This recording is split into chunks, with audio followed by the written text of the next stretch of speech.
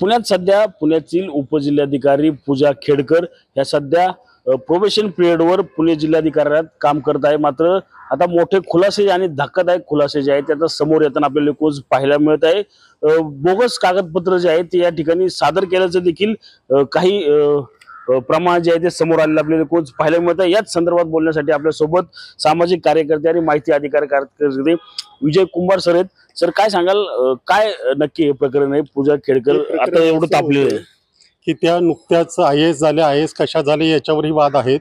परंतु त्या पुण्यात आल्यानंतर त्यांनी ऑडी गाडीतून येणं, इतरांचे केबिन बळकावणं, इतर अधिकाऱ्यांना त्रास देणं असे उद्योग चालू केले आणि हे प्रकरण पुढे आल्यानंतर सगळी आपण चौकशीच्या मागे लागलो।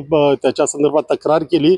अगदी जिल्हाधिकारी दिवसे यांनीही आपला रिपोर्ट मुख्य सचिवांना पाठवलेला आहे आणि आता त्यांची बदली पुण्यातून वाशिमला झालेली आहे।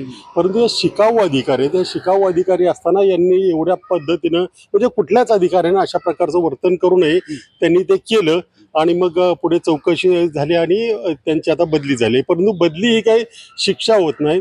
त्यांनी जे काय केलं, ज्या काही त्यांच्यावर आरोप आहे त्या सगळ्यांची सखोल चौकशी झाली पाहिजे अशी आता आमची मागणी आहे।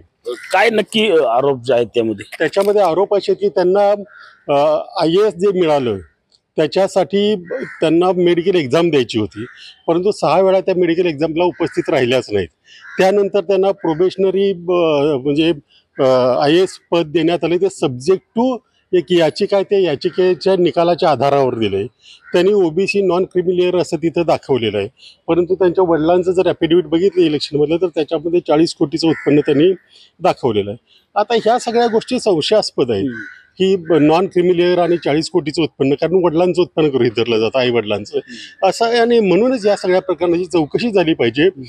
ज्या पद्धतीने त्यांनी स्वतःहून लिहून दिलेलं आहे की मी मानसिकदृष्ट्या आजारी आहे किंवा माझे अधू आहे, हे सगळं असताना म्हणजे मानसिकदृष्ट्या आजारी हे त्यांनी स्वतःहून लिहून दिलं असताना IAS सारखी जी अत्यंत देशातली सर्वात प्रतिष्ठित सेवा आहे अशा सेवेमध्ये त्यांनी असणं हे आमच्या मते चुकीचं आहे आणि त्याची संपूर्ण चौकशी होऊन याने काय झालं आहे की याच्यामुळे यांना ते पात्र नसताना पद दिल्यामुळं खरोखरच जो पात्र उमेदवार आहे, जो कोणी असेल तिकडे देशभरामध्ये तो, त्याच्यावर मात्र अन्याय झालेला आहे। त्यामुळे या संपूर्ण प्रकारची सखोल चौकशी करावी अशी आमची मागणी आहे। सखोल चौकशी जी आहे ती करण्याची मागणी आता माहिती अधिकार कार्यकर्ते या ठिकाणी करताना आपल्याला एकूणच पाहायला मिळत आहे। रणजित जाधव, TV9 मराठी, पिंपरी चिंचवड।